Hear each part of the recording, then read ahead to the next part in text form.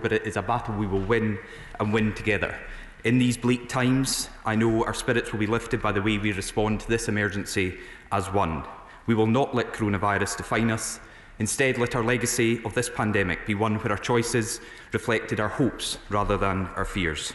Mr Speaker, this Government's #1 priority is to ensure that all parts of the United Kingdom are supported throughout this current crisis. It is evident how valuable the Union is to our collective ability to respond. I have regular engagement with the Scottish Government and I am confident that through continued collaboration we will beat COVID-19. Sir-Leanne Hart. Yes, thank you, Mr Speaker, and thank you to my honourable friend for his answer and for his thanks to all our NHS and key workers and all our communities and volunteer groups in Scotland and throughout our one nation for all the work that they are doing together to combat this virus. Does he agree that leaving the EU has provided many opportunities for Scotland, including becoming an independent coastal state with control over its own fishing waters? I do agree with my honourable friend. For the first time in 40 years, we have the chance to control who manages our own waters. Before we get to that stage, however, we have to address the current crisis, and in stakeholder discussions with the Scottish Seafood Association, the Scottish Salmon Producers Organisation and the Scottish Fishermen's Federation, I have been listening to their concerns on behalf of the Government and responding to how we as a UK Government can address their needs and concerns at this time. David Lind. Thank you very much indeed, Mr Speaker, and I very much associate myself with the Minister in terms of commending our public services and in particular our NHS staff in Scotland who are performing a job that is second to none, and they truly are heroes every day. I want to take the Minister back to the original question about steps to strengthen the Union. For 2.5 years, myself and the Honourable Gentleman from the City of Chester served on the Parliamentary Constituencies Amendment Bill Committee, fighting against this Government's attempt to reduce the number of seats in this House from 650 to 600.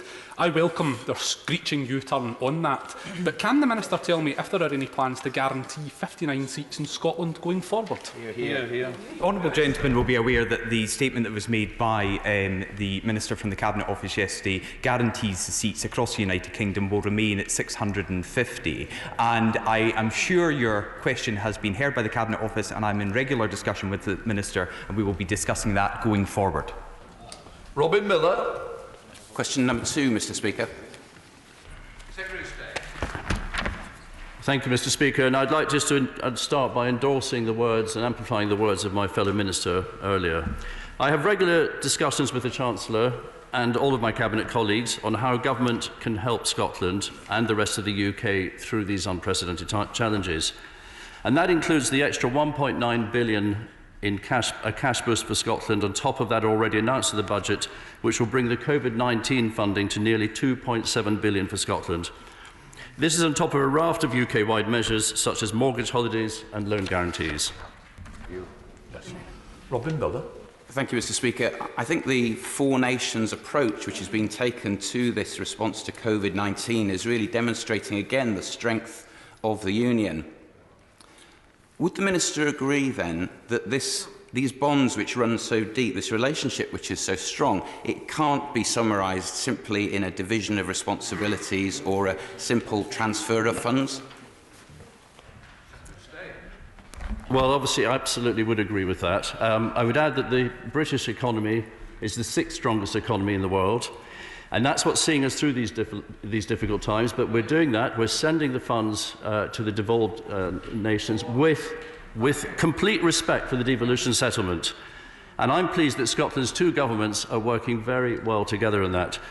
Mr Speaker, I'd also like to put on record my support and appreciation for the MOD and their military assistance, particularly at the weekend when from RAF Bryce Norton, a plane flew to Lerwick in Shetland, collected a man who needed to be put on a ventilator and took him to hospital in Aberdeen. I think it's a wonderful thing that we can all pull together in these difficult times. And I'm also grateful for the work of all those who are working tirelessly and selflessly to help all the emergency services. Thank you. Thank you, Mr Speaker. Quite rightly, our present time is gripped and all energies are focused towards meeting the challenge of the COVID-19 virus. But beyond that, of course, important and urgent actions need to be taken around climate. So for the United Kingdom to realise its world-leading ambition to be carbon neutral by 2050, can my right honourable friend outline what steps this government is taking to make sure every industry is playing its part, most notably the Scottish whisky sector. Well, thank you for that. And I think everyone in the House agrees with the climate challenge. Particularly the Scotch whisky sector, we've announced in the budget £10 million for green funding for distilleries to help there. And also coming to Glasgow in November, COVID-19 willing, we will have COP26, which will be a showcase for Britain's commitment to climate change, but it will also be a wonderful opportunity for the world to come together when hopefully we've defeated this terrible virus. Thank you, Mr. Speaker. Can I associate myself with the comments of the Parliamentary Under Secretary of State and that of the Secretary of State?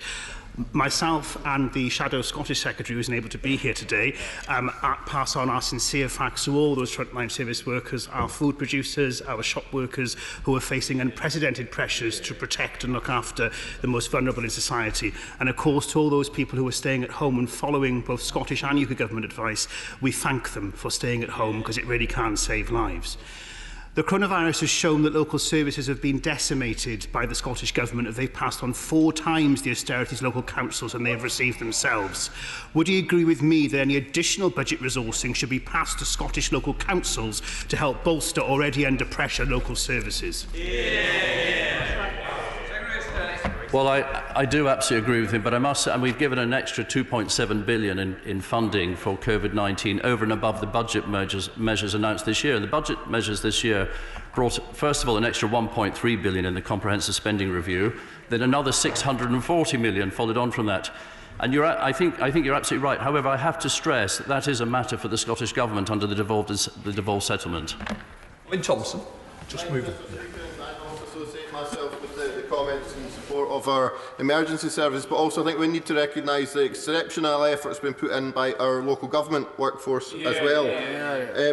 But in addition to that, I mean, obviously any additional funding to the Scottish Government is welcome, but in this current climate of unprecedented challenge, would the Secretary of State agree with me that more steps need to be taken, and would he continue to press Cabinet colleagues for additional support for self-employed workers and in case of moving forward with the argument for a universal basic income?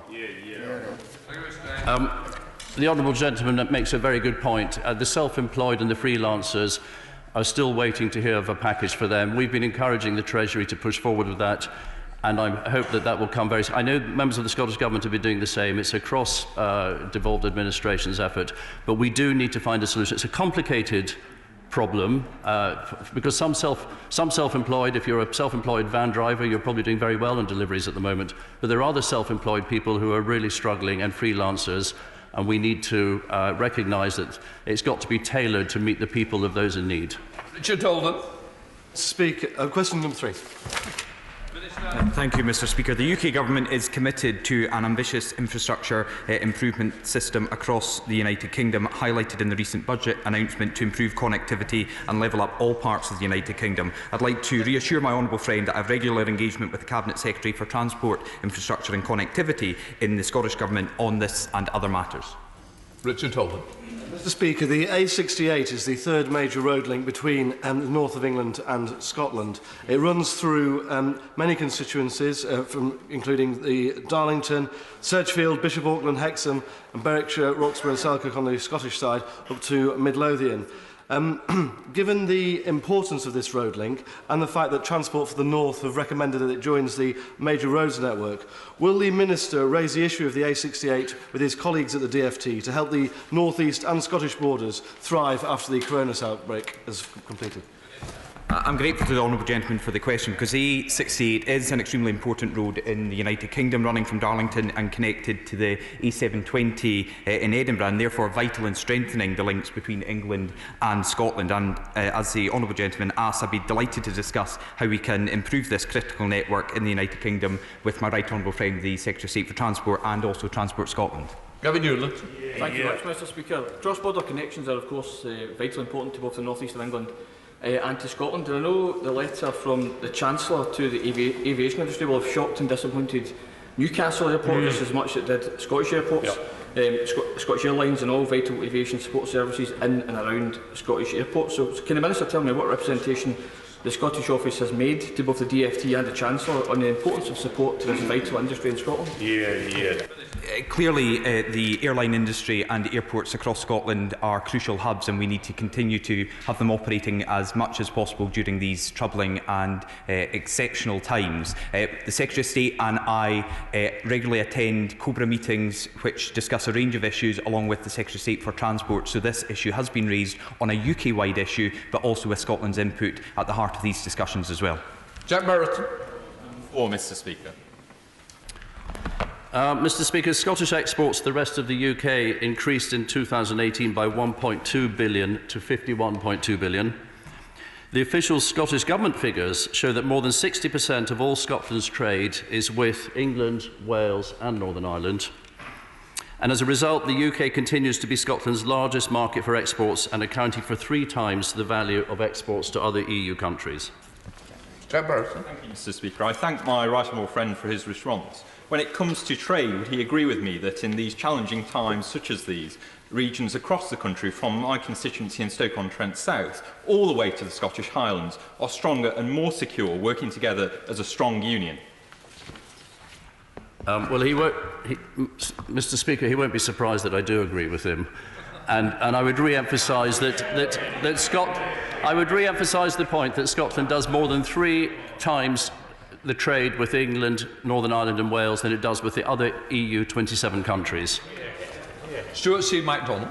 Number 5, please, Mr. Speaker. I'm committed to the constructive relationship with the First Minister of Scotland and with other Scottish Government ministers. However, now is not the time to be planning face-to-face meetings, but rather enhancing our virtual relationship and communications. The people of Scotland benefit most when Scotland's 2 governments work collaboratively, and that is absolutely essential in these current difficult times. Stuart C. MacDonald. Thank you, Mr. Speaker. Would the Secretary of State discuss with the First Minister and indeed the Foreign Secretary the plight of all our constituents who are trapped abroad and feeling really badly let down? For whatever reason, the Foreign and Commonwealth Office seems to be struggling really badly with this. So perhaps it is time for other government departments to help and get involved in ensuring that our constituents can come home. Thank you, Mr. Speaker. You raise a very important point. I think we've all had in our parliamentary inboxes cases of people who are trapped abroad. I had, I think, 5 or 6 cases from New Zealand and Australia only yesterday. I raised them with the Foreign Secretary. The Foreign Secretary did make a statement on it. We are hoping to bring people back, for instance, keeping some airline hubs open. The Prime Minister of Singapore has kindly agreed to keep Singapore open for that purpose. But the Foreign Office is coming up with a plan, and I would encourage all British nationals to register with the High Commission in those countries or the embassy, get the name on a register, and get on a list for when we're able to organise those flights. Patrick Grady. Mr. Speaker, on behalf of all of us in the Scottish National Party, I would associate our thoughts and comments with those of the Junior Minister and extending thanks to everybody who is helping us get through this crisis. Many of the people in the NHS, the care sector, the delivery drivers, the people stacking the supermarket shelves are European nationals, and it turns out that these are not low-skilled, poorly paid people. These are essential people who are helping us get through this crisis, and I hope the Secretary of State would reflect on that. There are also many people in Scotland who have come to our country to seek asylum and refuge, and many of those have medical expertise and other skills which could help their adopted communities through the coronavirus crisis. So will he discuss with the First Minister and the Home Secretary how and when the right to work can be granted to these asylum seekers who want to help make a difference to our society, not just through this crisis, but permanently? Well, I say to the honourable gentleman, this is a problem that the issue he raises, which is a UK-wide issue, would be fair to say. But at the moment, asylum seekers cannot normally work while their case is being considered. However, they can volunteer. The NHS England announced a volunteering scheme yesterday. I hope the Scottish Government will also announce a volunteering scheme. Patrick Grady. Mr Secretary, for that answer, I hope anyone that is volunteering under these schemes, whether they're seeking asylum or not, are able to feel supported through it. Many asylum seekers are left destitute without recourse to public funds. So to be asking them to give of their time and labour without any recognition, I think, would not be desperately appropriate. On another matter, when he discusses with the First Minister, will he discuss the challenge being faced by many of our distilleries, particularly craft distilleries, who are keen to switch production from products that we all enjoy consuming to products that could help the health sector in terms of hand sanitizer and cleansing product? At the moment, many of these are being faced with duty payments in advance, which means they literally cannot give this stuff away. So can he speak urgently with the Treasury and the Scottish Government to see how we can help our distilleries rise to the challenge? Yes, and we have done, and the situation is they can register, but we want the HMRC to speed up the registration process so they can register, because once you are registered, the alcohol you use in hand sanitizers is no different to the tax treatment of the alcohol used in food production or many other chemicals, many other things, and that is it's unnatured alcohol, and it is duty-free. Bob Blackman. Question number 6, Mr Speaker. Thank you, Mr Speaker. I regularly discuss with the ministerial team from the Department of Business, Energy and Industrial Strategy matters of importance to Scotland, including the significant level of support the UK Government provides to the oil and gas industry. I have been communicating, as I said earlier, with stakeholders across Scotland, one of whom was Oil and Gas UK. I spoke to them last week to ensure the industry are informed about the current arrangements and that we in Government understand the impact of these arrangements on the industry and can support them wherever possible. Bob Blackman. I thank my honourable friend for that answer. Clearly, the future for the oil and gas industry in the North Sea is of utmost importance to the UK economy and will have a long-standing view. What measures can my honourable friend introduce to ensure that the industry is protected and enhanced as we move towards a carbon-neutral future? Well, I wholeheartedly agree with my honourable friend's assessment, and it is crucial to continue to support the oil and gas industry in the transition to net zero. That's reflected in our manifesto commitment to work with the sector on a transformational sector deal. The oil and gas sector are already assessing what could form part of this deal through its Roadmap 2035, which addresses how the industry can be part of the solution to the challenges that the transition to a net zero economy will bring. Alistair Carmichael. Thank you, Mr Speaker. Can I ask the Minister to speak with some urgency to Oil and Gas UK about the situation facing offshore workers at present? In the last week or so, I've received representations from constituents who are offshore and have had their crew change extended, so they've had to work extra weeks. And also I've heard from some who are concerned that going offshore may take them into an environment where they are not properly protected. Can he ensure us that offshore workers may well be out of sight, but they will not be out of mind? I absolutely agree with the Right Honourable Gentleman. They may be out of sight, but they are not out of mind. From the Right Honourable Gentleman as a constituency member, myself as a Minister in the Scotland Office and the Secretary of State as well. This issue has been raised with me by others in the Aberdeen area. Last week I did discuss this and other matters with Oil and Gas UK, and we have a call later on this week to discuss this further. So I will reference the remarks made by the Right Honourable Gentleman and perhaps get back to him after that further discussion. Alexander Stafford. Thank you, Mr Speaker. Can my right honourable friend update the House on what discussions he had with the Business Secretary regarding his role as President of COP26 in Glasgow? And does he believe this vital conference will promote the UK as a world leader in tackling climate change, and that we must ensure that it goes ahead after the coronavirus ends?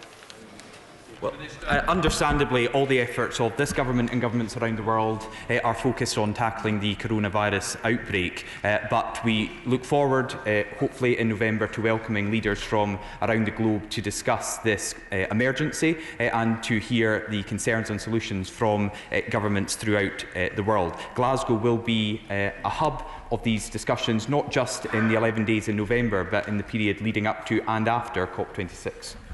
Wendy Chair. Question 7, Mr Speaker. Okay. I can't read that. Thank you, Mr Speaker. The UK Government is working in lockstep with devolved administrations, World Health Organisation and our international partners to keep the whole of the UK safe.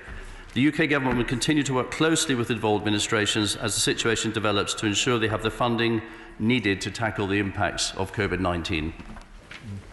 Wendy Chamberlain. I'd add my thanks to the people of Scotland for the effort they are taking so far. I'd particularly call out those in communities who are already volunteering and providing vital services to those that are vulnerable. But in the last 24 hours, I've been contacted by several different local businesses in the self-catered accommodation industry. They thought that they would be eligible for COVID-19 grants for small and medium businesses in retail, leisure and hospitality, but yesterday they discovered that they're explicitly listed by the Scottish Government as not being eligible for these grants. If you operate a chalet, a caravan, a B&B, you're eligible, but self-catering accommodation is specifically excluded alongside ATMs, jetties and pigeon lofts, amongst others. If my constituents operated elsewhere in the UK, they would be supported, and the message from them is clear. Without these grants, the self-catering accommodation industry in Scotland is in peril. We cannot let this happen, and I appreciate this is a really difficult and challenging time for governments, but will the Minister make representation to the Scottish Government to reconsider their exclusions in order to ensure consistency and support and the future of this industry?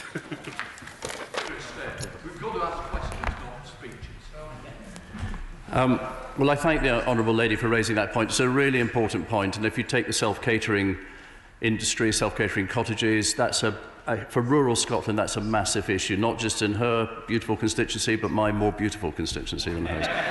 And, there is going to be an emergency package of measures announced next week. Our colleagues in the Scottish Parliament are discussing that today. We have raised the issue, the Scotland Office have raised the issue already, and we are very keen to see a support package for those rural businesses, particularly the self-catering business and others, the caravan parks. If they're only having residential caravan stayers, then we want them all to be, if you like, supported in whatever way they need to be, because, as the Chancellor said, we will do whatever it takes. Chris Elmore. Thank you, Mr. Speaker. Can I press the Secretary of State further on support for freelancers, the self-employed and sole traders? Will he, the Chancellor and First Minister, speak urgently this week to ensure a package of measures are put in place for those groups who need the support? I understand what the Secretary of State is saying about these things take time, but people are deeply worried about their futures, including paying their mortgages and feeding their families. Well, first of all, Mr. Speaker, it was remiss of me not to welcome the honourable gentleman to his role, albeit it may be a temporary one. A reshuffle's coming, his brief role. But if he's invited back, well, that would be excellent news, obviously. The answer is yes, absolutely. We have been discussing in ministerial meetings support for self-employed and freelancers. We recognise it's a very serious issue, and the government is giving it its full attention. Chris Elmore. I thank the Secretary of State. There are 330,000 workers categorised as self-employed in Scotland. These workers need reassurance quickly from the UK Government. The Irish Government has announced a new flat-rate extra payment to those who are self-employed of €350 a week. That, I'm sure he would agree, would be a start while a full support package put into place. The reality is, Mr. Speaker, while the self-employed in Scotland or anywhere else in the UK have no guarantees to protect their income, they will continue to work, putting themselves and others at risk. I urge the Secretary of State most sincerely to press the Chancellor to ensure a package is delivered and quickly. Well, as I said before, I know that the Chancellor has been looking at many schemes, not just across the European Union and around the world, and it is absolutely about timing, and I would hope the Treasury will be making an announcement very soon on this. David Dewey. Mr. Speaker, can I associate myself with the remarks of my right honourable friend and others, recognising the health, the emergency services and public services in general, but also add the volunteers and community groups that are active in Banff and Buchan and elsewhere in Scotland and around the United Kingdom.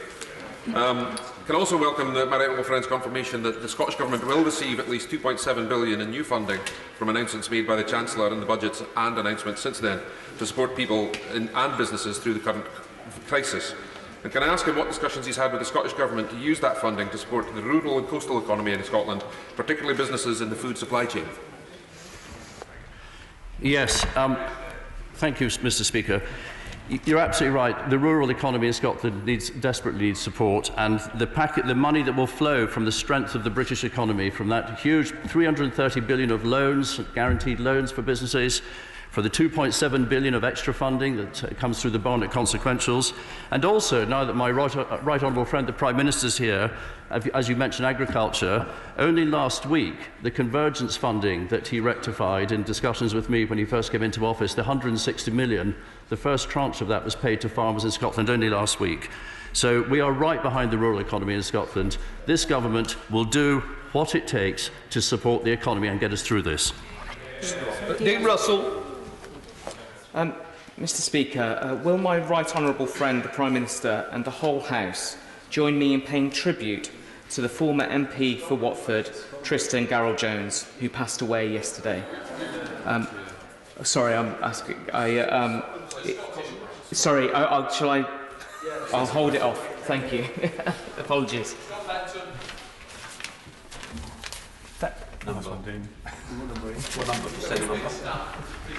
OK, let's come to Chris Stevens. Thank you, Mr Speaker. The Secretary of State for Scotland will be aware that there are companies operating at the moment who shouldn't be. They are defying the advice from his honourable friend, the Prime Minister. So will he raise with the UK Government to ensure that those companies still trading at the moment will have closure orders and will face heavy fines if they continue trading from today onwards? Well, thank you. As the Prime Minister and the First Minister of Scotland have said, it's essential businesses that must carry on trading. And so I think the Prime Minister is here. He will have heard his remarks. Order. I have a short statement to make about the conduct of today's Prime Minister's question time. It is exceptional. I will run Prime Minister's questions until 1 o'clock. It will serve as an effective replacement for separate statements on the situation of coronavirus. I will allow the Leader of the Opposition 2 sets of questions of 6, so the total of 12, which I expect to be taken in 2 sets of 6. Similarly, I will allow the Leader of the second largest party 4 questions in 2 sets of 2. I will also exceptionally call a further question from an opposition front bench spokesperson. In order to maximise participation, can I ask for short questions and short answers? We now start Prime Minister's questions with Susanna Webb. Question number 1, Mr Speaker. Mr Speaker, this morning I had meetings with ministerial colleagues and others. In addition to my duties in the House, I will have further such meetings later today. Susanna Webb. Firstly, I would like to pay tribute to the Prime Minister and his ministers for navigating my constituents through these unprecedented times with your decisive action. Tribute also to my constituents and those working in the NHS for your truly heroic work. No one can afford to be complacent during this time, and I applaud the Right Honourable Friend's address to the nation on Monday, which reinforced the need for us to stay at home, protect our NHS in order to save lives. Can he assure me that the Government will ensure the people have the support they need in order to do so?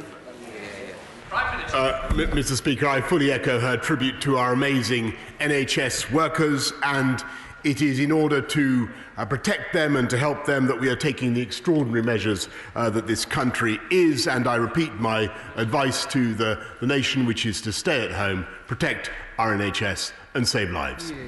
Jeremy Corbyn. Thank you very much, Mr Speaker, and thank you for making the best arrangements possible today to ensure that as many members as possible can ask questions, but also that the Government is held to account, which is what the function of Parliament is. Many more people will be mourning the loss of loved ones as a result of coronavirus this week. Our hearts go out to all of them and to those suffering from the disease at the present time. Across our country, people are working day and night to keep us safe, fed and warm. Our wonderful NHS staff, police, firefighters, prison and probation workers, teachers, civil servants, local government staff and social care, all of them are showing the value of public service. They are the unsung heroes, keeping the transport system running, the post delivered, utilities running and our supermarkets properly stocked.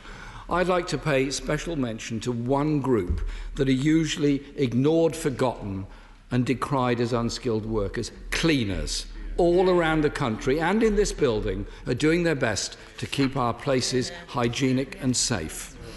Over the past few weeks, I've asked the Prime Minister many times what action is being taken to ensure testing is being prioritised? And I've received assurances that everything that could was being done. Yet, Mr. Speaker, a leaked email shows it was just 3 days ago that the Prime Minister wrote to UK research institutes to ask for help, saying there was no testing machines available to buy. Why wasn't this done weeks ago, if not months ago, when the government was first warned about the threat of a global pandemic, and what action is now being taken to get testing machines? Mr. Speaker, perhaps I could begin by pointing out that this is the Right Honourable Gentleman's last Prime Minister's questions, and it would be appropriate, I think, for me to pay tribute to him for his service to party and indeed to the country over the last 4 years in a very difficult job. We may not agree about everything, but no one can doubt his sincerity and his determination to build a better society. And I want to pay particular tribute and thanks to him and all his colleagues for their cooperation in the current emergency as far as possible across party lines. I agree with him very much in what he said about cleaners. They do an extraordinary job, and they deserve all the protection and support that we can give them in this difficult time. And on testing, he is quite right that testing is vital to our success in beating the coronavirus, and as the Health Secretary has explained many times, we are massively increasing our testing campaign, going up from 5,000 to 10,000 to 25,000 a day, and in answer directly to his question, this has been a priority of this government ever since the crisis was obviously upon us, for weeks and weeks. Corbyn. I thank the Prime Minister for his very kind remarks. I believe in a decent, socially just society. And he was talking as though this was a sort of obituary.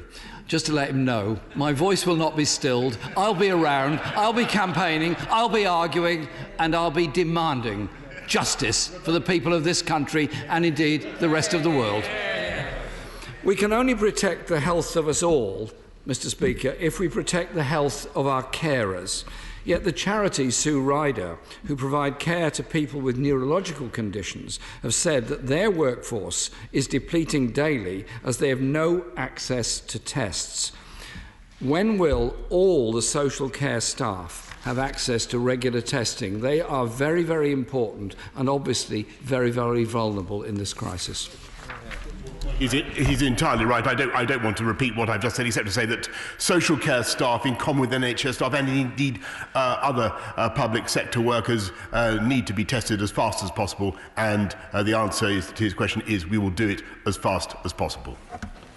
Jeremy Corbyn. Obviously, if they have to self-isolate because they suspect they have the disease and can't get a test, then their work is lost for a week. And obviously those that need the care and support don't get it at that time. There are reports that care homes workers are being turned away from supermarkets in relation to priority shopping, not being allowed to buy more than certain items that they desperately need to feed their residents.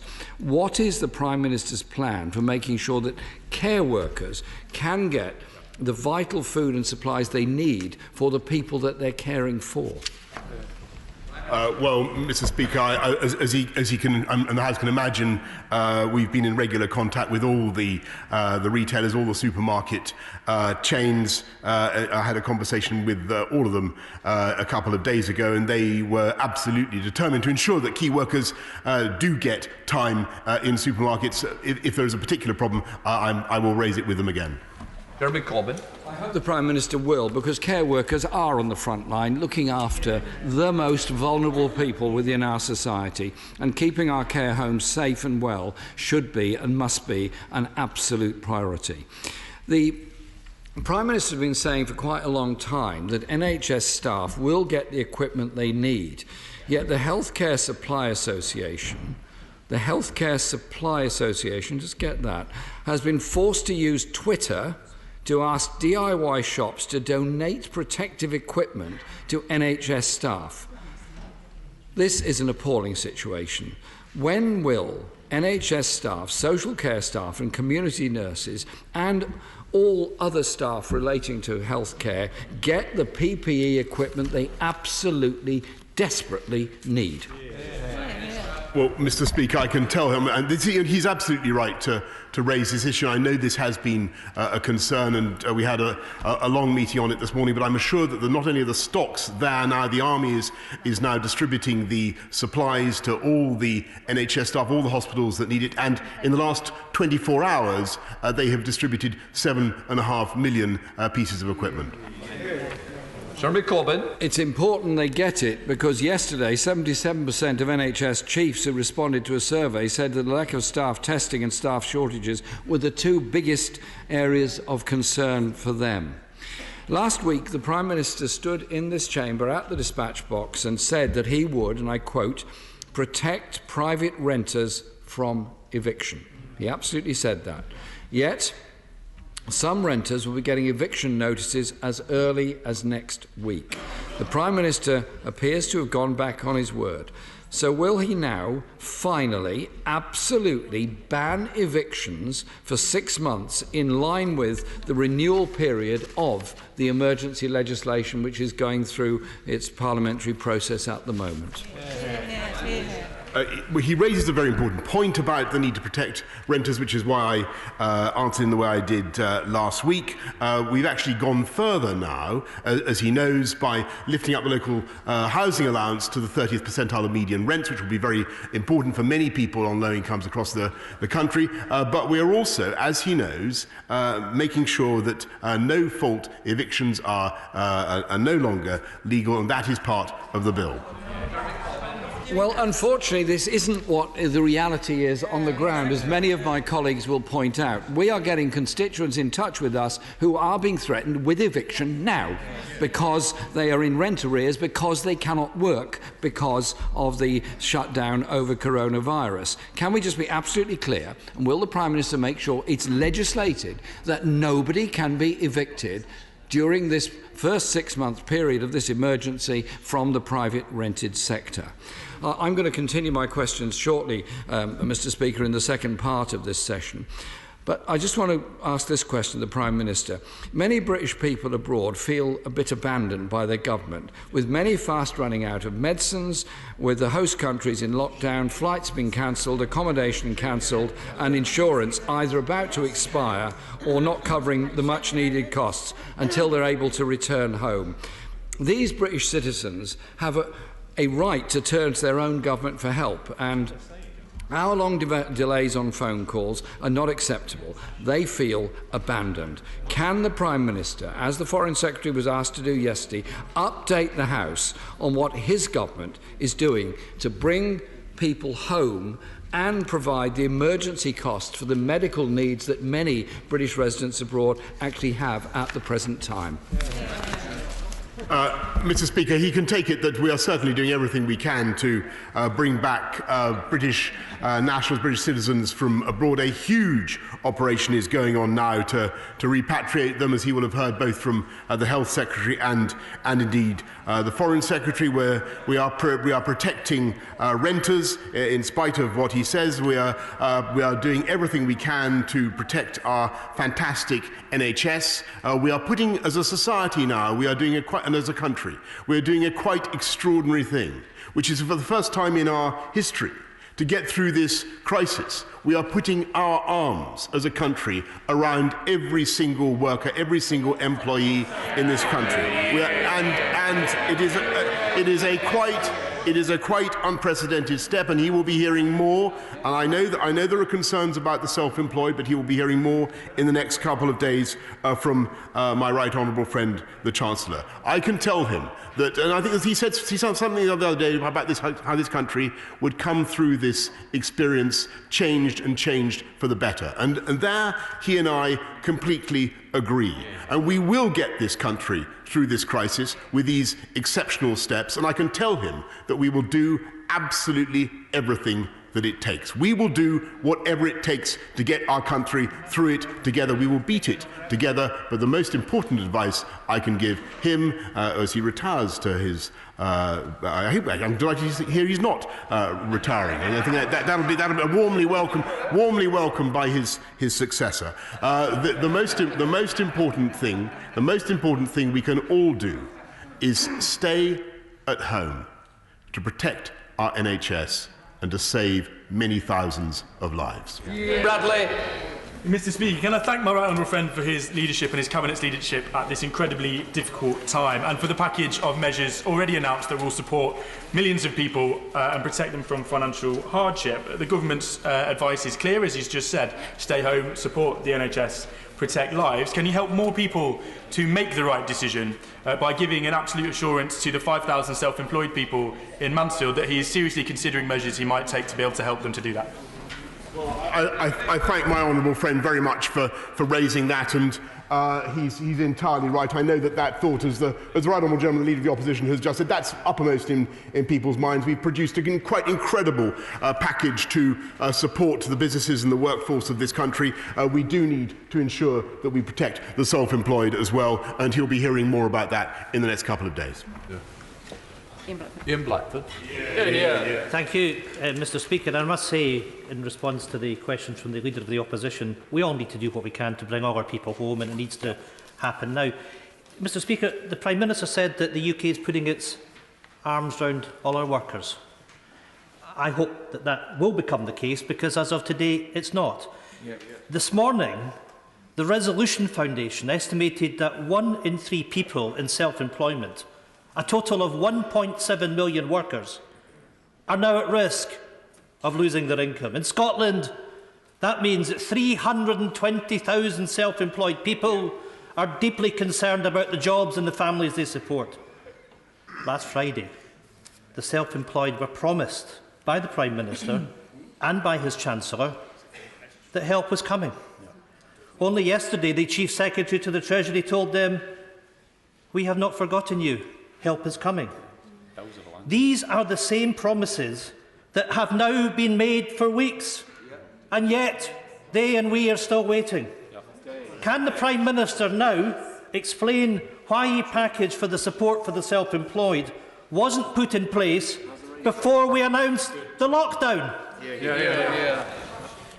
Well, Mr. Speaker, as he will understand, we've done a huge amount already to strengthen the safety net for everybody in this country, not just those currently in employment, as I say, with a package so that they get 80% of their earnings up to £2,500 per month. This country has never done anything on that scale before. And we've increased the universal credit by £1,000 a year, as he knows. We've deferred income tax self-assessments for the self-employed until July. We're deferring VAT until the next quarter, as he knows. There is access to government-financed loans, but there are particular complexities about the self-employed which do need to be addressed. They are not all in the same position, and all I can say is that we are working as fast as we possibly can to get the appropriate package of support for everybody in this country. And that is what we're going to do, and we will get through it together. Blackford. Mr. Speaker, the Prime Minister knows that we want to work with him on this, but there is frustration because we've gone into lockdown and workers are without income. This is an emergency. The truth is that the health and economic costs of this virus are deepening by the day. People deserve strong leadership, financial support, and they deserve straight answers. As we stand here, these people are losing their incomes. Telling them to wait another day simply isn't good enough. In Norway and Denmark, wage support schemes have already been extended to cover the incomes of the self-employed. In Germany, there's a €50 billion programme to ensure the self-employed don't go bankrupt. In Ireland, the self-employed are eligible for a special pandemic payment of €350 a week. The Scottish Government has written to the Chancellor asking him to expand the jobs retention scheme he announced last week to include the self-employed. Can the Prime Minister confirm that when the Chancellor eventually does announce measures, there will be parity and equality of support between the already announced job retention scheme and the new scheme for the self-employed. They must not be left behind, Prime Minister. Mr. Speaker, he's making a very important point, and I totally share his desire to get parity of support. I would just remind him that we have extended mortgage holidays. We are giving all sorts of help, all sorts of interest-free loans to everybody across the whole country. There are particular difficulties with those who are not on PAYE schemes, as I think the whole House understands. We are bringing forward a package to ensure that everybody gets the support that they need. That's the way to get this country through it. But if I may say so, the better we tackle the epidemic now, the more vigorously we're able to suppress the disease now, the faster we will come through it. And that means, yes, it certainly means testing, but it means staying at home, protecting the NHS, and thereby saving lives. Jen Stevens. Thank you, Mr. Speaker. Wolverhampton has sadly already seen many cases of COVID-19, and I'm sure the Prime Minister would like to join me in thanking all the staff at New Cross Hospital in my constituency. Would he also thank the many volunteers coming forward to help their neighbours in Wolverhampton, but also say to the few people who are trying to flout the advice to stay at home that their actions will cost lives? Mr. Speaker, I would indeed like to thank all the staff at New Cross Hospital in Wolverhampton for everything that they're doing. I thank everybody in the NHS across the whole country. And just since yesterday, when we asked for volunteers to come forward, we've seen a huge number of people, 170,000 people, asking to volunteer to do whatever they can to support, and tens of thousands of doctors and nurses coming back to our fantastic NHS. And I pay tribute to every one of them. Some of them, I may say, Mr. Speaker, in this House of Commons. Given the critical incident there last week, and tragically that it has recorded one of the highest levels of deaths so far, the Prime Minister will understand that there is considerable concern about the situation at Northwick Park Hospital that serves my constituents and many others. Can he tell the House, therefore, when he expects the staff at the hospital to have access to the high-grade personal protection equipment they need, and crucially to the testing equipment as and when they need it, to keep them safe, to prevent the risk of cross-infection and to keep their loved ones safe? He's absolutely right, Mr. Speaker, to raise the issue at Northwick Park, and they've had a consignment in the last few days, and we will keep those supplies coming.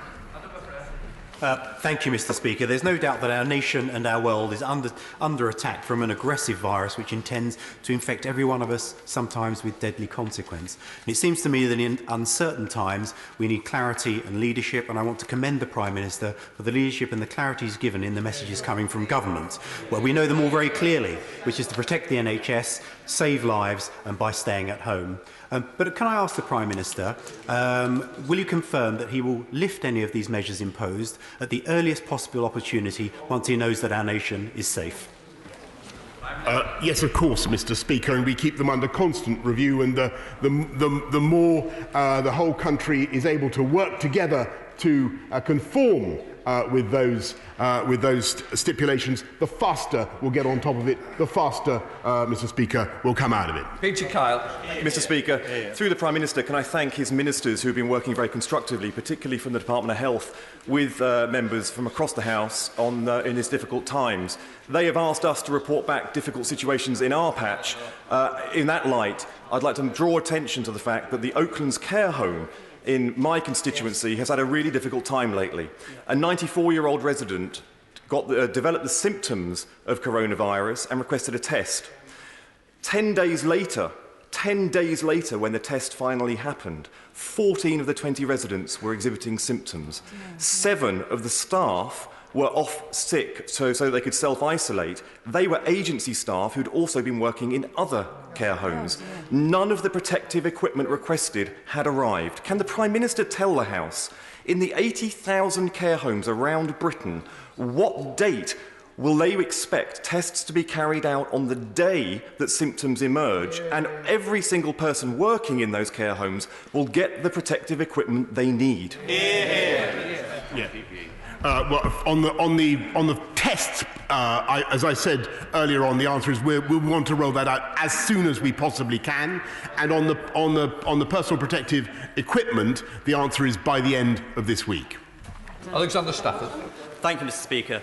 Can my right honourable friend, the Prime Minister, assure me that he is in regular contact with supermarkets and food suppliers to ensure that goods are getting to the shelves where they are needed? And will he join me in calling on people to only take what they need, not to stockpile, and to stamp out the disgusting scourge of black marketing profiteering? Yes, indeed, Mr. Speaker, and I think that profiteering is something that we should be looking at from a legislative point of view in this House, as has happened before in this country. But I can tell him that the supermarkets do have adequate supplies. Our supply chains, as my honourable friend knows, are very good. We've relaxed delivery hours, but it is very, very important that everybody in their shopping acts reasonably and considerately for other people. Bentley. Mr. Speaker, I would like to convey Plaid Cymru's thanks to the health workers, social care workers, teachers, cleaners and all those who are fighting this virus on the front line. Today, an elderly constituent telephoned my office in dismay that she and her husband are struggling for ways to get food. Both are vulnerable, both are self-isolating according to government advice. They have been told that the next available delivery food slot is April 16th.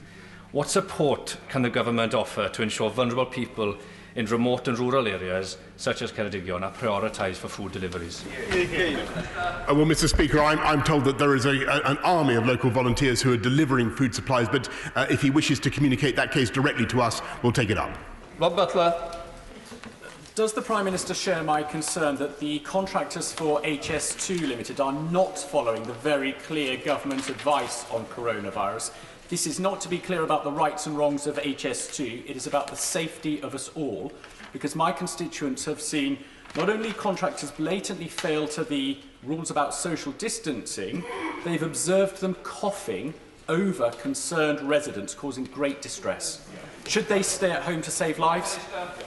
Mr. Speaker, we've been very clear that everybody should work at home if they possibly can, and construction should only take place in a way that is in accordance with Public Health England and industry advice. Tracy Brabin. Thank you, Mr. Speaker. Charities, including those on the front line of our national response to coronavirus, working with the seriously ill, the elderly, the young, victims of domestic violence, and providing food to the vulnerable, they're in absolutely dire straits, and they face a 4.3 billion drop in income. Furloughing staff providing essential services to the vulnerable is just frankly not an option. When is the Prime Minister going to come forward with an urgent package, as my honourable friends for Cardiff South and Penarth and Lewisham Deptford and 150 colleagues from 8 parties across the House have been calling for, so that they can continue their life-saving work? Mr. Speaker, she's absolutely right to pay tribute to the work of the voluntary sector, the charitable sector. They are crucial to our national response to this crisis, and so we are indeed looking. My honourable friend, the Culture Secretary, and my honourable friend, the Chancellor, are looking at a package of measures to support charities as well. John Barron. Mr. Speaker, I commend the Prime Minister and all those on the front line for their handling of this situation. And he will know I've raised with him previously the importance of reaching out to all the elderly and the vulnerable who live alone regardless of their health, so that no one is left behind. But as a former Secretary, may I raise with him the plight of the British Council? It is running out of money. They have had to cease their commercial activities, and their reserves will be exhausted within weeks. Can he make funding available? Mr. Speaker, I came to love the British Council when I was doing the job he refers to. We will continue to support it in any way that we can, and we're actively looking into what we can do. Oh, Michael. Thank you, Mr. Speaker. When all this is over, I think the Prime Minister will genuinely have earned himself a proper break on a paradise island. And in that regard, can I commend to him the paradise islands of Orkney and Shetland, where we have a fantastic tourism offer built up over many decades, but which have at its heart the the tour guides, the craft businesses, the small food and drink businesses who are overwhelmingly self-employed. So will the Prime Minister give an assurance today to these self-employed people that when the offer of help comes, they will not be in any worse a position than they would be if they were in employment? Mr. Speaker, I cannot, in all candour, promise the House that we will be able to get through this crisis without any kind of hardship at all. But what I can tell, and he and I have talked face to face about the issue that he raises, we will do whatever we can to support the self-employed, just as we are putting our arms around every single employed person in this country. And I well understand the point that he makes. And he should be, and as for his generous invitation, he should be careful what he wishes for. Thank you, Mr. Speaker. May I join colleagues from across this House in congratulating and thanking the Prime Minister for his strong leadership at this current time, which has provided a great reassurance for my constituents in Blackpool South. Will the Prime Minister continue to work with the voluntary sector and charity groups to ensure that vulnerable people continue to get the support they need from this government during this challenging time? Yes, indeed, Mr. Speaker, and that's why we've given, in the first instance, another £500 million to councils to look after the poorest and most vulnerable members of society, and I thank him for his support. Chris Stevens. Thank you, Mr. Speaker. The Prime Minister will have heard my question to the Secretary of State for Scotland. There are companies defying his advice, which is guided for public health and to save lives. So can he tell the House, and for those watching, what the consequences are of businesses who are still operating who shouldn't be today?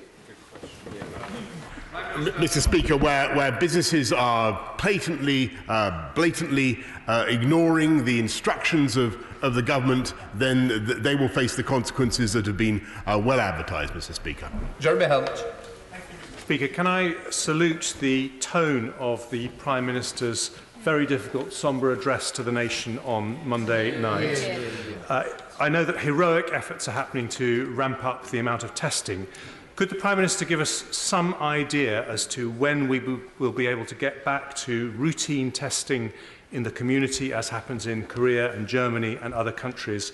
And should we not now introduce weekly tests for NHS staff so we can remove from them the fear that they might be infecting their own patients?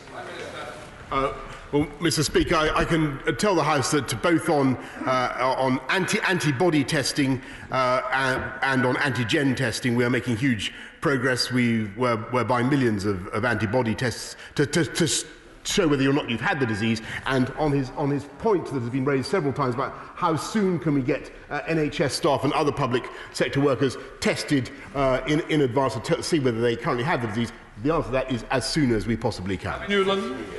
Thank you very much, Mr. Speaker. Thousands of jobs in my constituency, and nearly 1 million across the UK, rely on the aviation industry for work, from pilots to baggage handlers and cabin crew to security staff and many, many more. The aviation industry is vital now and will be crucial when we come out of this dreadful coronavirus situation. The Chancellor and the Transport Secretary committed to a bespoke support package, but yesterday he wrote to industry to renege on that commitment. Can the Prime Minister tell the industry why his government have washed its hands of it? Yep. I can tell the Honourable Gentleman we have certainly not washed our hands of any sector of UK business or industry. We're in regular contact with the aviation sector, doing everything that we can to help, and already that sector and others have schemes such as Time to Pay and many other loan support schemes already available. But I can assure him, Mr. Speaker, that there are other contacts going on as we speak. We're going to now start the second part of Prime Minister's questions. I'm going to open with Jeremy Corbyn. Thank you, Mr. Speaker, and again thank you for making the arrangements that you have today so that more colleagues can come into the chamber. It is a little odd, however, that we're having to have a double session of Prime Minister's question time to question the Prime Minister when he himself should have volunteered to come here and make a statement of some length on the subject rather than just doing it through press conferences and television addresses. This House is the place where the government should be held to account. Construction sites, Mr. Speaker, are still operating, still working on non-emergency work, despite the new rules. The Chancellor of the Duchy of Lancaster said yesterday that sites will continue to stay open. We heard this morning on the radio a call from a self-employed construction worker who said that he had contracted coronavirus, he was suffering from it, he knew he had got it, but had no other option but to get on the London Tube and go onto a site to work, obviously putting himself at greater risk and putting all other passengers and all other workers on that site at risk. Why was he doing it?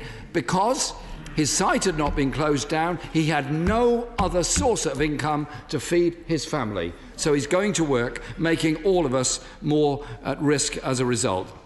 So can the Prime Minister be absolutely clear and give unequivocal guidance now that construction work on non-emergency work should stop now?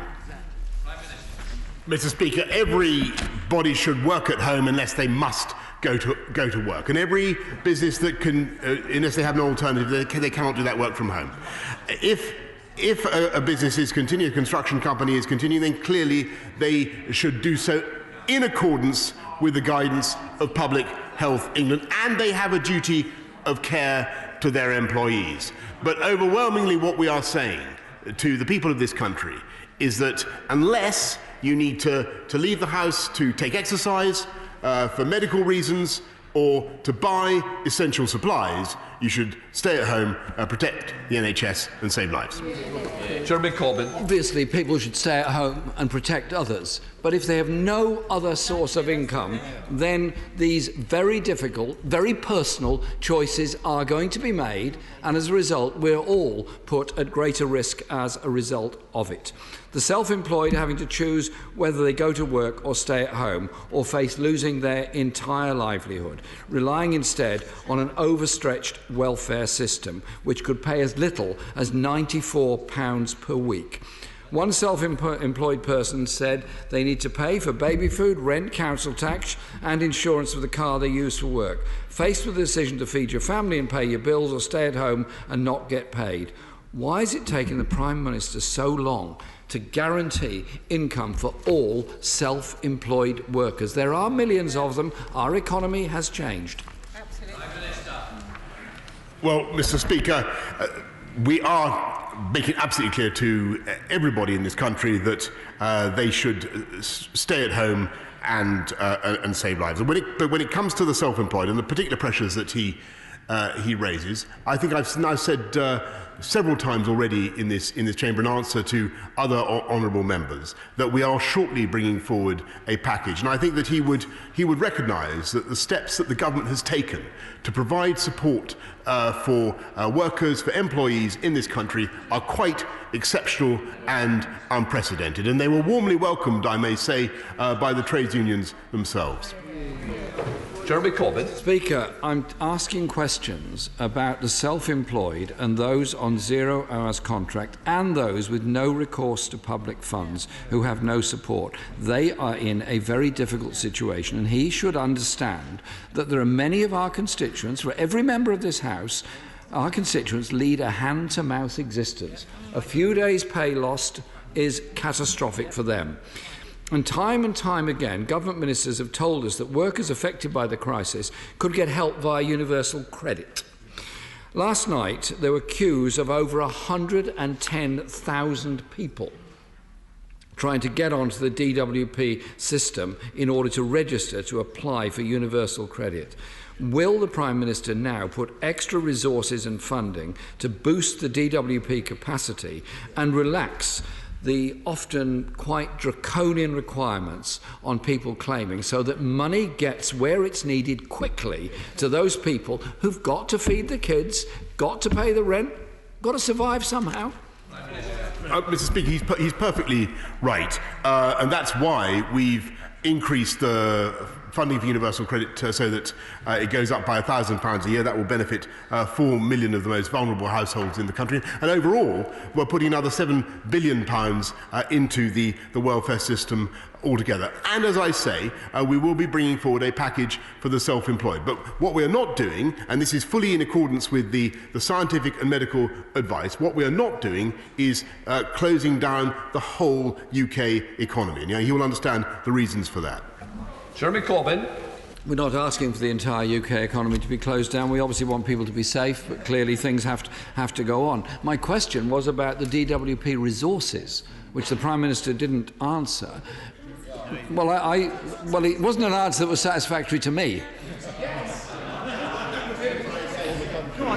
One of his colleagues is claiming it was a yes. I'll take that.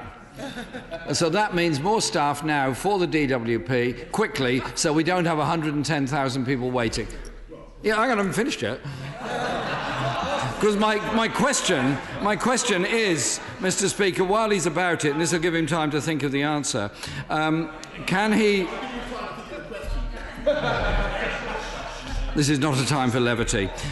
The statutory sick pay level of £94.25 a week, which the Health Secretary admitted he couldn't live on, and despite promising he would ensure workers get the support they need, we've still not seen action on that. So unless we increase statutory sick pay and give protection and access to benefits for those on 0 hours contracts, then the dangers that we're all aware of people going into work or trying to work when they shouldn't is going to continue. We do need very urgent action on this.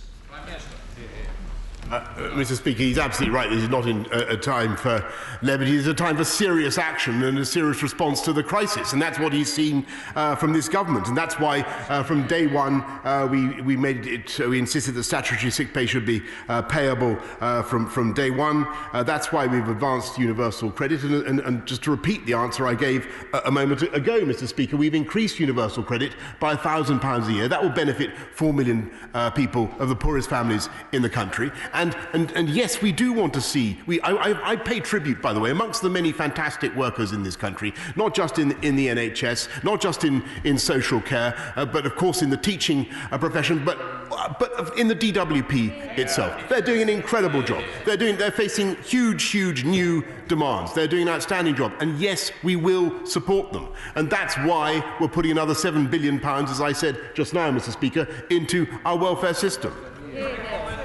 I don't want to appear totally negative, Mr. Speaker, but it would be better if the whole place had been better staffed in the first place. But I'll take it for what the Prime Minister said, that there's going to be an increase in DWP staff in order that people can access universal credit more quickly. Mr. Speaker, it's quite right that Parliament is virtually closed today, and it's right that the Prime Minister and Cabinet Ministers continue to deliver daily public information sessions, and that is absolutely correct. However, I understand it's going to be possibly some time before the House meets again, and there has to be scrutiny of what governments do. That is what Parliament is for. That is what oppositions exist for. And so I'd be grateful if the Prime Minister could indicate how, over the weeks until Parliament opens again, he's going to put himself open to some form of scrutiny, electronic, whatever it happens to be, so that Parliament can hold government to account because of the levels of stress and concern of all the constituents that we represent. Well, Mr. Speaker, the Honourable Gentleman is entirely correct. I think the way we've tried to handle this crisis is to be as open and transparent as we possibly can with all our working, all our thinking, and I will work with you, if I may, Mr. Speaker, about how we can make sure that Parliament is also kept informed throughout the recess. Jeremy Corbyn. Thank you, Mr. Speaker. All I could say to the Prime Minister on this is, please make sure you make yourself available for scrutiny by this House and by everybody else, because we represent people who are desperately worried about their health, about their economic well-being, and if you're living in a small flat and you're told to isolate and you have a large family and a large number of children, the levels of stress are going to be huge. The levels of stress throughout our society are huge. It's up to all of us to do what we can to reduce those levels of stress and obviously bring this whole situation to a conclusion as quickly as we can. So we need clarity, not confusion. We need delivery, not dither. This crisis shows us, Mr. Speaker, how deeply we depend on each other. We'll only come through this as a society through a huge collective effort. At a time of crisis, no one is an island. No one is self-made. The well-being of the wealthiest corporate chief executive officer depends on the outsourced worker cleaning their office. At times like this, Mr. Speaker, we have to recognise the value of each other and the strength of a society that cares for each other and cares for all. Minister. Well, Mr. Speaker, I really want to do nothing else except to associate myself fully with the closing words of the Leader of the Opposition. And I think that what this country is doing now is utterly extraordinary. We are coming together as a nation in a way that I've not seen in my lifetime to help to defeat a disease and to help save the lives of many, many thousands of our fellow citizens. And we all understand that that will involve a sacrifice. But we're gladly making that sacrifice. And the most important point I can perhaps make to the House today is that that sacrifice is inevitable and it is necessary. But the more we follow the advice of the government, the more strictly we obey the measures that we have put in place, then the swifter and more surely this country will come back from the current crisis, the better we will recover. And so I just repeat my message in case the right honourable gentleman would like to hear it one more time. The best thing we can do is stay at home, protect our NHS and save many, many thousands of lives. Speaker, I echo the words of my right honourable friend. The current position on London transport is that the services have been severely curtailed. In fact, the journeys from his constituency into central London now are every 15 minutes as opposed to every 5 minutes. The result of that is huge packed trains with people who potentially are infecting other people. Clearly, some of those people are being selfish. What advice does my right honourable friend have for his successor of Mayor of London in resolving this particular problem on London transport?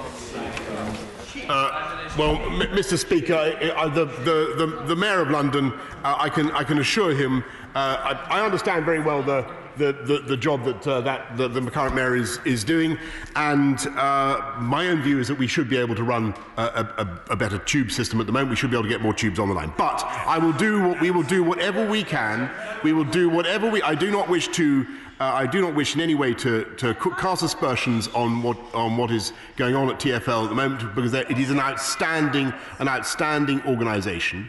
What we will do is give the Mayor every support and help that we can to help him through what seem to me to be his present logistical difficulties. In Blackford. Thank you, Mr. Speaker. As of Monday, over 3,300 inquiries have been made in Scotland about NHS staff seeking to return to work in order to help us defeat the coronavirus. These people, and all those already working tirelessly within our NHS, are our heroes. Every last one of them, from consultants to cleaners, from carers to nurses, from drivers to maintenance workers, from GPs to paramedics, they are performing vital work to save the lives of others. When this crisis is over, we in this House will need to find some way to honour those amazing heroes. But there is one way that the public can honour and support our NHS staff now, and that is by staying at home. Staying at home and adhering to social distancing will save lives, protect our health and social care services and begin to flatten the curve. We can avoid unnecessary deaths, but only if we all act together. Does the Prime Minister agree with me that we owe it to everyone in our NHS and to those willing to return for non-essential workers to stay at home?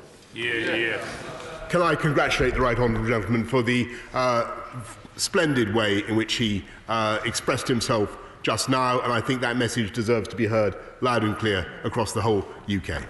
In Blackford. Well, can I thank the Prime Minister for what he has just said?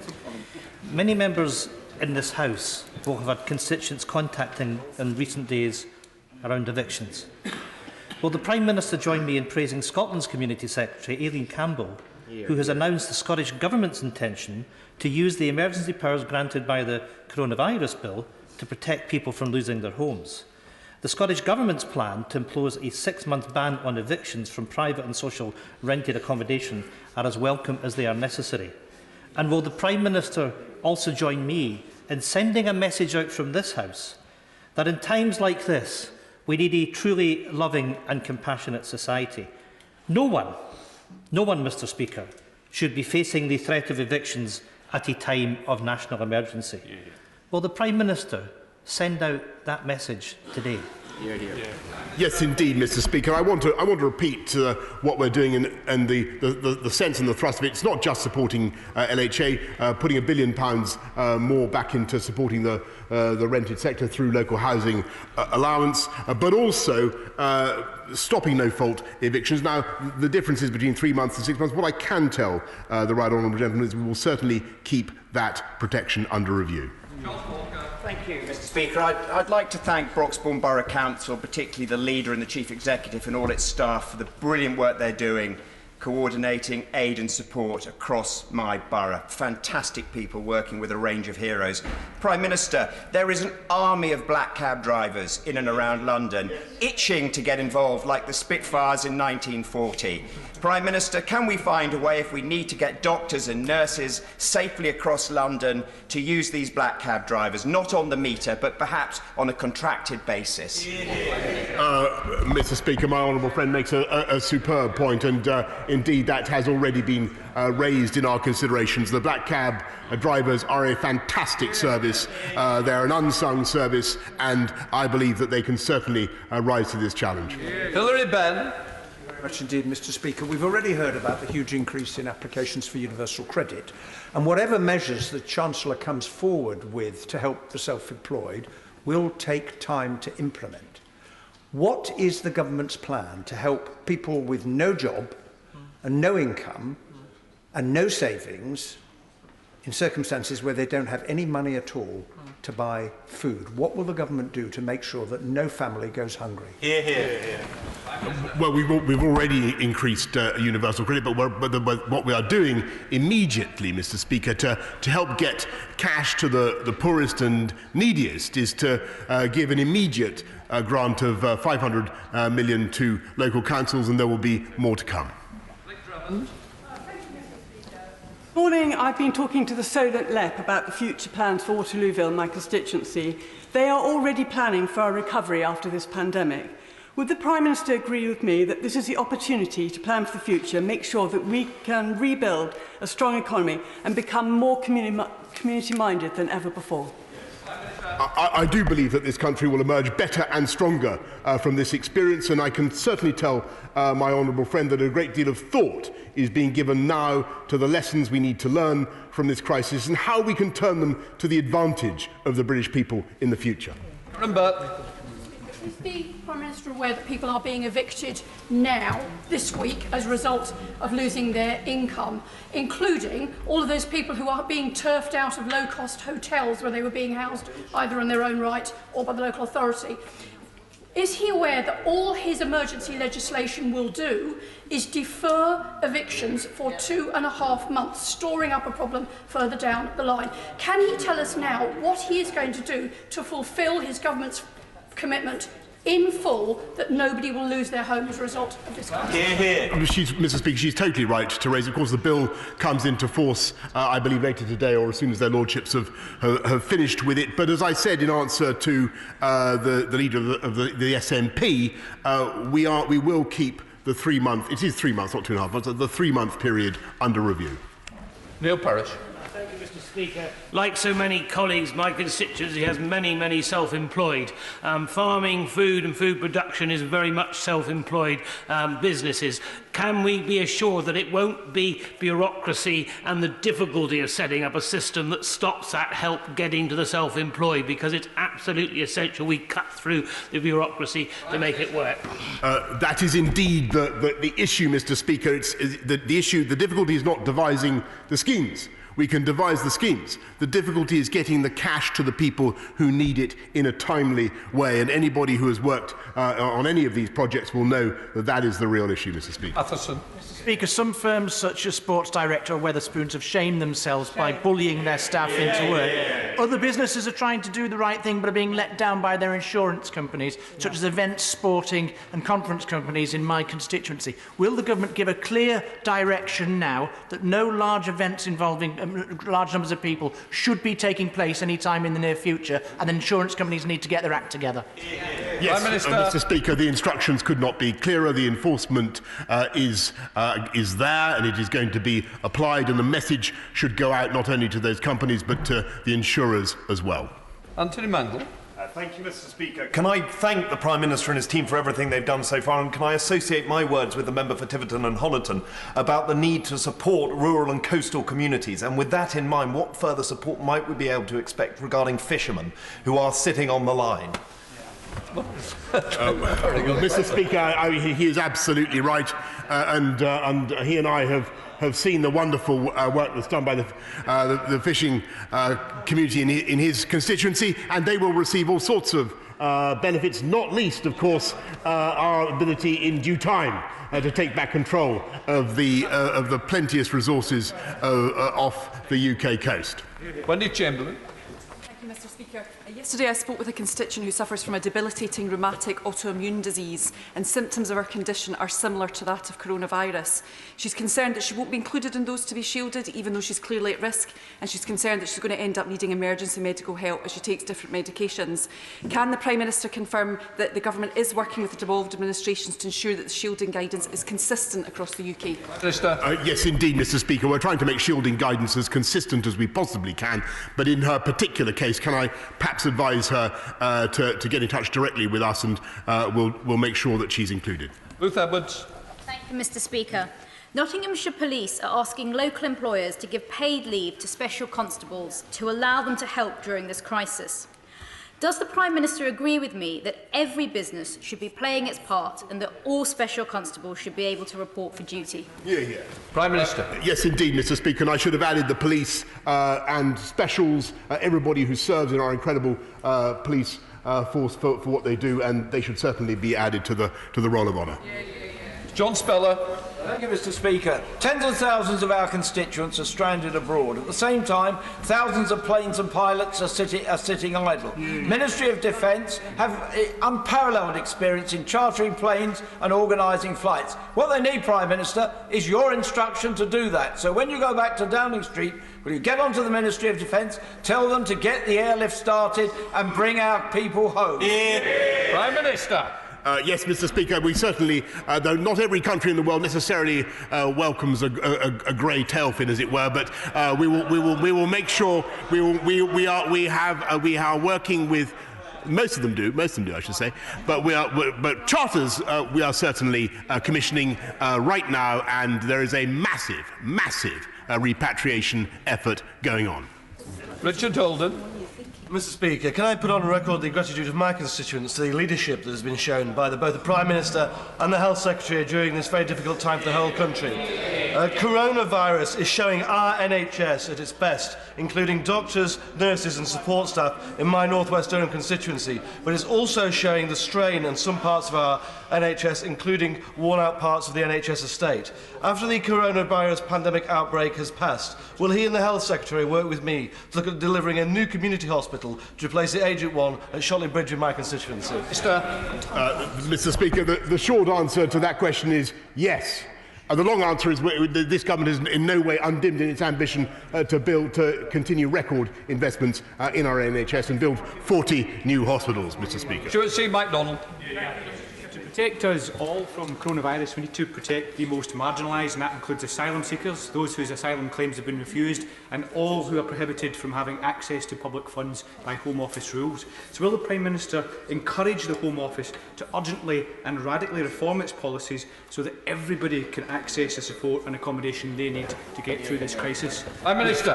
Mr. Speaker, this country will look after all the most vulnerable in society in the way that we always have, and the groups that he mentions will certainly receive the Home Office funding that they need and deserve. Tom Hunt. Thank you very much, Mr. Speaker. The police will play a role in policing the social distancing guidelines outlined earlier this week. This will put an extra pressure on limited police resources, and my concern is that certain criminal elements might look to exploit this moment of national emergency to push their own insidious agenda. Will the Prime Minister promise me and my constituents that we will come down like a ton of bricks on those such individuals? Prime Minister.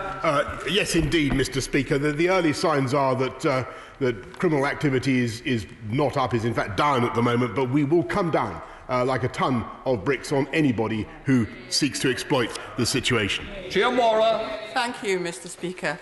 The people of Newcastle are desperately trying to do the right thing, although my inbox tells me that they are angry, confused, running out of money, isolated and stranded in some cases. However, not all businesses are doing the right thing, and I am particularly thinking of Mike Ashley forcing workers into empty Sports Direct shops. The Prime Minister said that businesses should stand with their staff. What is his message to those who don't?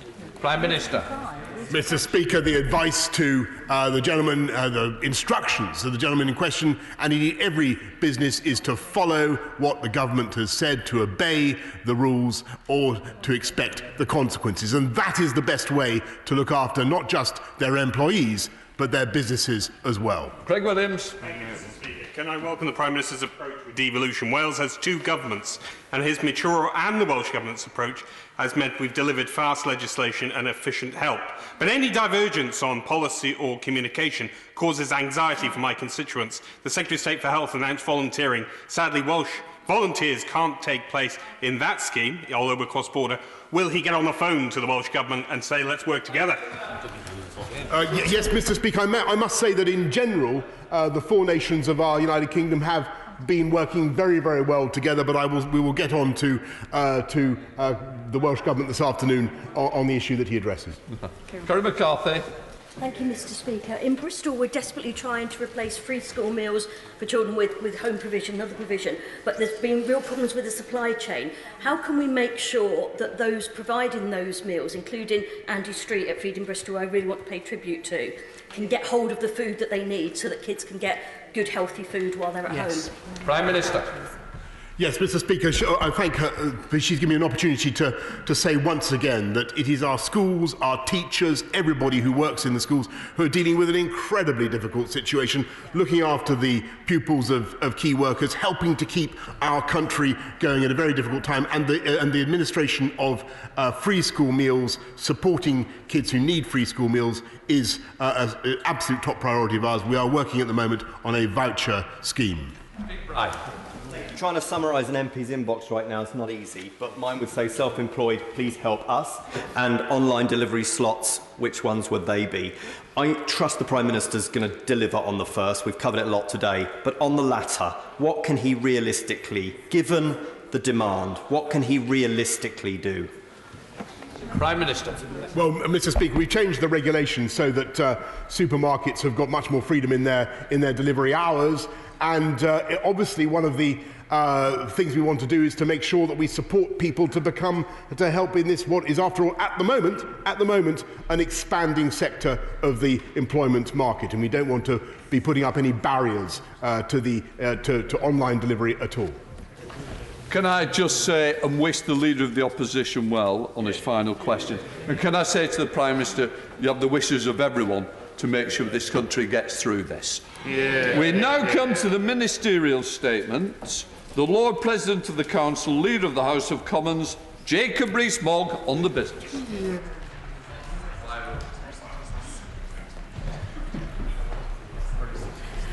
Mr. Speaker, the business for the week commencing the 20th of April will include Monday the 20th of April, the House will not be sitting. Tuesday the 21st of April, second reading of the Immigration and Social Security Coordination EU Withdrawal Bill. Wednesday the 22nd of April, second reading of the Finance Bill, followed by motion relating to the membership of the Liaison Committee, followed by motion relating to the membership of the Scottish Affairs Committee. Thursday the 23rd of April, debate on a motion on errors in payments made to victims of the Equitable Life scandal, followed by debate on a motion on human rights in Kashmir. The subjects for these debates were determined by the Backbench Business Committee. Friday the 24th of April, private members' bills. The provisional business for the week commencing the 27th of April will include Monday, the 27th of April, consideration in committee of the Finance Bill, day 1. Tuesday, the 28th of April, continuation of consideration in committee of the Finance Bill, day 2. Wednesday, the 29th of April, Opposition Day, 8th allotted day, there will be a debate on a motion in the name of the Scottish National Party. Thursday, the 30th of April, business to be determined by the Backbench Business Committee. Friday, the 1st of May, the House will not be sitting. Honourable and right honourable members will appreciate that I am announcing business as if this were business as usual. I am grateful to parliamentarians and parliamentary staff for coming together to support the completion of emergency legislation essential to fight against COVID-19, including the Contingencies Fund Bill that will allow expenditure of £260 billion on account. Once the Coronavirus Bill and the Contingencies Fund Bill receive royal assent, and subject to the House's agreement, Parliament will rise for the Easter recess later today. It is obviously important that Parliament is able to sit after the recess. Further discussions will therefore continue within Government, with the parliamentary authorities and with members to ensure Parliament operates safely for all those who work here. The legislature must be able to continue its vital democratic functions of conducting scrutiny, authorising spending and making laws, including the Finance Bill. Whilst my business statement is made with the aim of bringing the House back as normal on the 21st of April, we will continue to keep the situation under review in line with medical advice, and I will make further announcements about the plans for business when we return as necessary. Valerie Vars. Thank you, Mr. Speaker, and can I thank the Leader of the House for his statement. Can I start by wishing Prince Charles a speedy recovery? I know he's tested positive for coronavirus, and our gracious Sovereign, who's also in self-isolation. It was good that Prince Charles was able to have a test. A lot of our frontline staff don't have that test. I wonder if the leader could ensure that, and I know the Prime Minister said earlier he wants to protect the NHS, they need protecting, they deserve our gratitude. Could he do all he can to ensure that tests are available for them? He will know that the front bench of our party and other opposition parties are working constructively together, and I hope that will continue while we go into recess. Many of the fiscal measures have come through because our constituents have contacted us to ensure that we put their cases forward. Some of them are absolutely desperate. I am a bit slightly concerned about his 21st of April caveat, and I know he will do all he can to ensure that Parliament returns on the 21st. We know that we are able to operate, albeit with a skeleton staff. Can I just ask him about voting, because that's another area that honourable members have concerns about. We need to hold the government to account. He's the first, I'm sure, to agree. We found new ways of voting during the Brexit debate, so I wonder if those negotiations could continue through the usual channels, because clearly that the House and voting arrangements, it has to reflect the wishes of the House. I've raised with him the possibility of questions. We know that questions aren't answered during recess, and in the light of your statement, Mr. Speaker, there is no way that the staff currently the civil service can cope with 60 questions at a time. We don't ask for that, but given this is unusual at times, whether it's through questions or perhaps an MP's hotline, more MP's hotlines may be the way forward, but if he could possibly look at the way that urgent questions can be answered. Could I just ask him about the Boundary Commission report, which was published as a written statement yesterday? That is going to be decided by order in council. Now, he and I both know that it's not a matter for the gracious Sovereign to be involved in a political decision. I wonder if he could ensure that any oral statement comes back to the House so that the House can decide on that. I'm tempted to say I've received an email from, but I want to pay tribute to the Leader of the Opposition and thank him for all his work, and particularly his family and his staff. They've worked very hard. But he must have done something right, Mr. Speaker, because he's seen off 2 Prime Ministers. But finally, I want to thank everyone here, the staff who have enabled us to carry on working here with a reduced staff, to carry on business. And I want to wish every single honourable and right honourable member and their families, I hope they're going to be healthy and safe. Leader.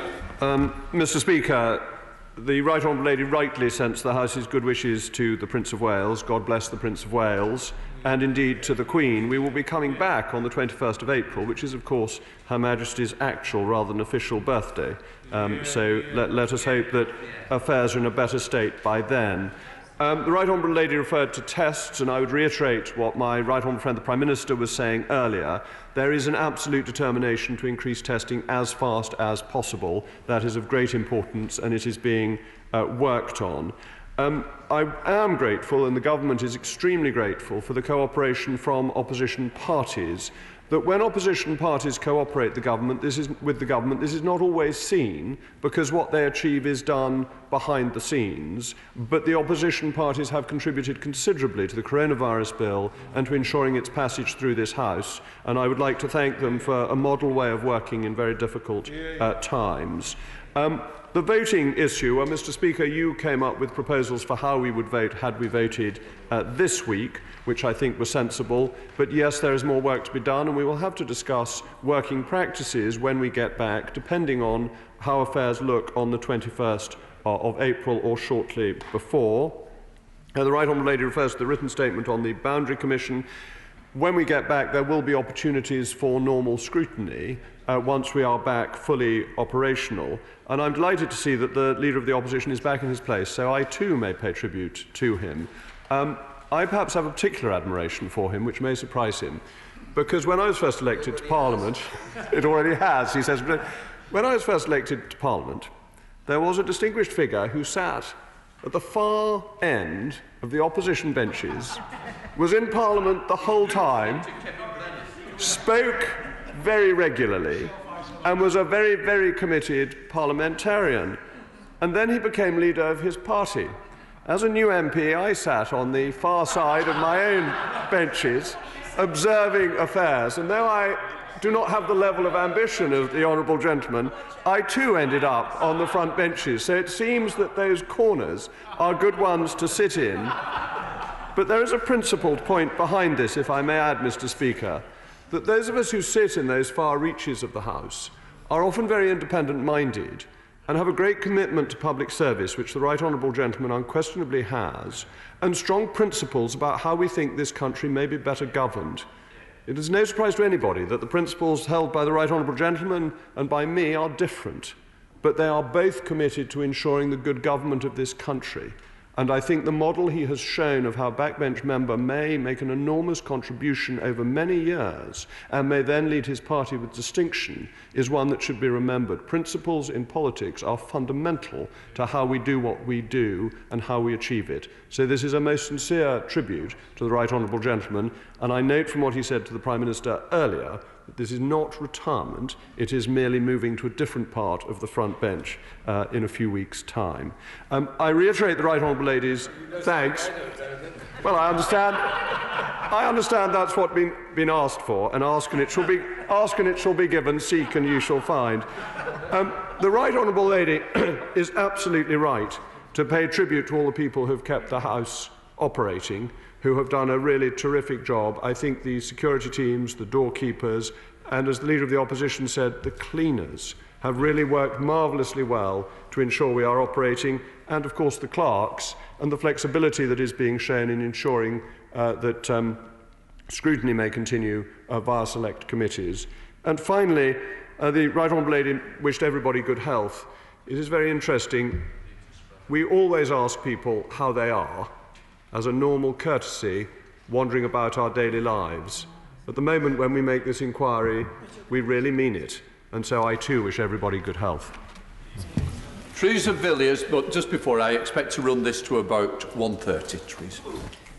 I completely understand the need to send Parliament off for the recess early, but there are, of course, huge questions which are yet to be resolved. Whether it's ensuring that all NHS and social care workers have access to the highest quality PPE consistent with international standards, the massive increase in testing that we need and we've been promised, And of course the fact that I have constituents, and many others do, stranded around the world, including in places like Peru. So can I urge the Leader of the House to make sure that the government lives up to all of its promises on all of those matters, to keep our NHS and social care workers safe, and to bring home those who are stranded abroad at this very difficult time? Leader of the House. Mr. Speaker, those matters have, of course, been raised with the Prime Minister as well. And it is important to note that in answer to a request from the Shadow Leader, we are going to liaising with other government departments to ensure that we have hotlines for members to call, which may speed up the process of holding the government to account. Patrick Grady. Thank you, Mr. Speaker. And on these benches, of course, we send our best wishes to the Duke of Rothesay as he recovers from the coronavirus. I think we warmly welcome the decision that the House will close for its recess today. It's important that we set an example. We've been doing that in how we sit in the chamber. It's important that we are able now to return to our constituencies and, like everyone else, social distance, stay at home and save lives. But I want to add on behalf of the SNP, especially the small number of us that have been here this week, our immense gratitude to all the staff of the House, the clerks, the security staff, the cleaners, the catering staff. It's been a trying time for all of them. And none of us would be able to do our job without their support. Absolutely. I think he's right that the business listed for the week of the 21st of April must be extremely provisional, and if Parliament is to be brought back and the crisis is continuing, it has to be done in a way that respects whatever guidance is still in force around social distancing. As I said to him earlier in the week, it may well be the case that anyone that comes to London from constituencies outside of the metropolitan area would have to self-isolate when they went back to their constituencies if the epicentre is continuing here. So we have to bear those logistics in mind. And I'd be happy to share with him an absolutely first-class research briefing that the library compiled about practices in other parliaments elsewhere in the world and how they're dealing with this. And we should thank the library service for their work in these times as well. I welcome the indication of that there will be an opportunity to convene the Scottish Affairs Committee and Liaison Committee, and an indication of an SNP opposition day as soon as time realistically allows.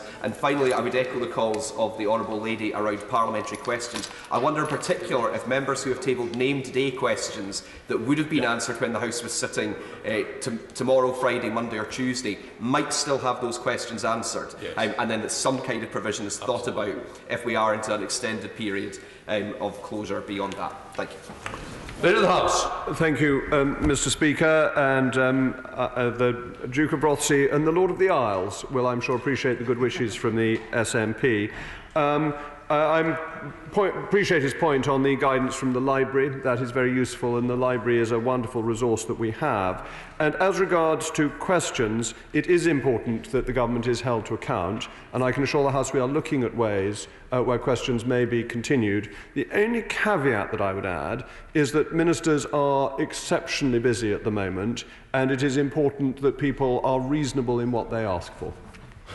Bob Blackman. Thank you, Mr. Speaker. In these tough economic times for numbers of people, a number of our constituents will be tempted to take a payment holiday on their mortgage. Now, unfortunately, these holidays will not be paid holidays, they'll be unpaid holidays, and the reality is that the interest on those mortgages will continue to accrue and will need to be paid when things turn to normal. The one area which does not seem to be offering any payment holidays whatsoever are our credit card companies, which are already charging exorbitant interest charges anyway, particularly when the Bank of England has slashed interest rates. So can my right honourable friend arrange for the Treasury to do something about this to prevent many of our constituents falling into terrible debt from which they may take years literally to recover? Leader of the House.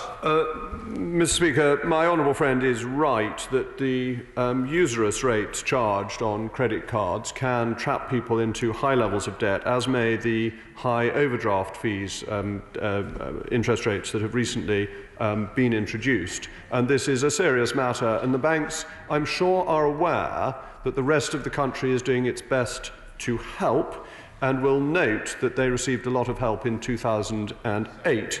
There is a parable about this which I'm reminded of, but Mr. Speaker, time does not allow. Sarah Jones.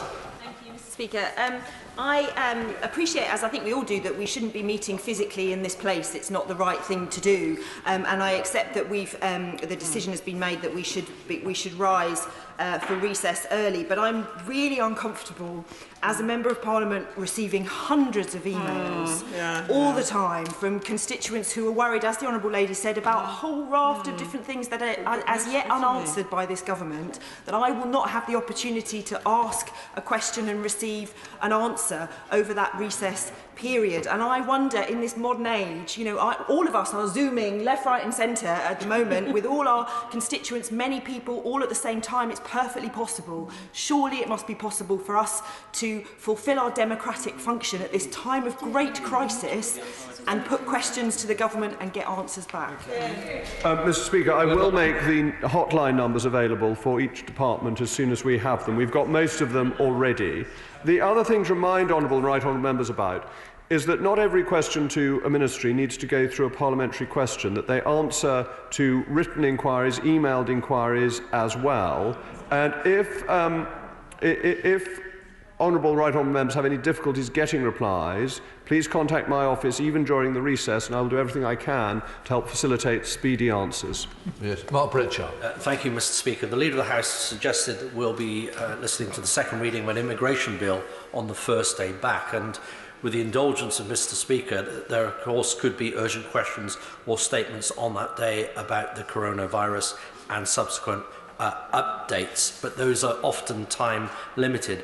I just wonder whether the Leader of the House would consider us having a day or 2 days to discuss many of the issues raised on both sides of the House in a general debate or something similar on coronavirus and the immigration bill being taken perhaps later. Leader of the House.